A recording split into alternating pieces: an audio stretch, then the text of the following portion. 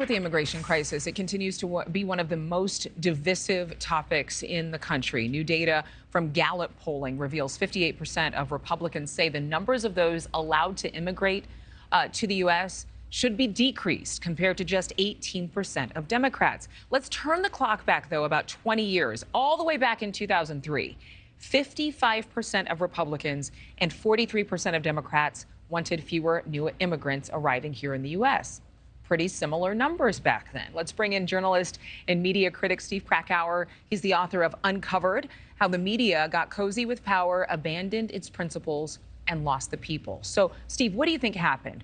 In our lifetime, Democrats and Republicans had more similar world views not too long ago compared to today, where it seems as though it's like, you know, one end of the spectrum and another end of the spectrum, and nowhere do we come to the middle. What do you think is to blame? It's a fascinating question, and it's a little bit disturbing because I think we're better off when there's a little bit more gray area where people on the left and the right have points of view that are not so far apart, not so divided. But that in particular is a really interesting one. I think there's a lot of factors. Like the immigration one, it started as a place where, as you show, it was very similar. But the Republican line hasn't changed that much. It's gone from 55 to 58. That's a very, very small shift. In fact, it's basically not a shift at all in the last 20 years. The Democratic line, though, has gone completely off a cliff. And that's one where I have to say the big elephant in the room is Donald Trump and making that such a major campaign message of his, the build the wall and the way he launched with some of the offensive comments he said about Mexicans. I think that's one that ended up shifting the perception by the left to go the other direction as a foil to Trump. Whereas I think a lot of the ones are almost social media based. I worry a lot about the way that we put ourselves in the boxes by the feeds that we curate for ourselves. And that's a way of further dividing ourselves because we're only looking at what we want to look at. And that's really that's a pretty new phenomenon in the last 10, 15 years. And it kind of does match up with poll questions like that. What I hear you saying, and I think a lot of viewers would agree with, is that we're at a time in our country where one party is overcompensating to balance the extremism of the other. And again, I think a lot of people would say, yeah, exactly. But we've spoken to people here from various political platforms and perspectives, independent, Republican, Democrat.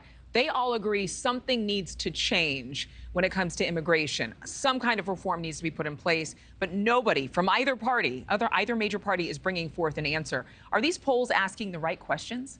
Is the media asking the right questions?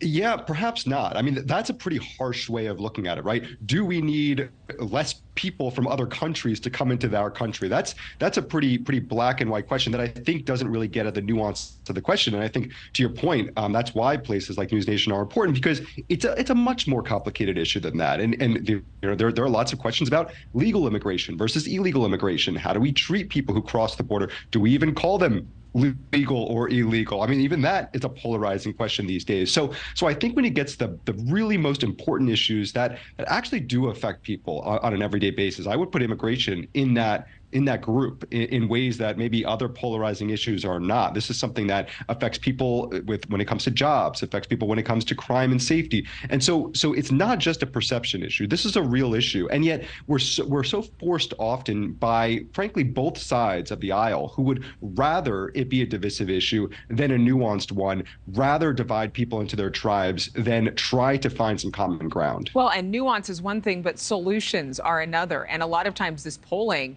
just further stokes the flame of division by, again, we're in the world of AI where everything's about what the prompts will be, who the programmers are who decide what the questions are to give us the answers. Our polling systems potentially need to kind of go through an overhaul and think about what are they asking and what's the end goal of those questions.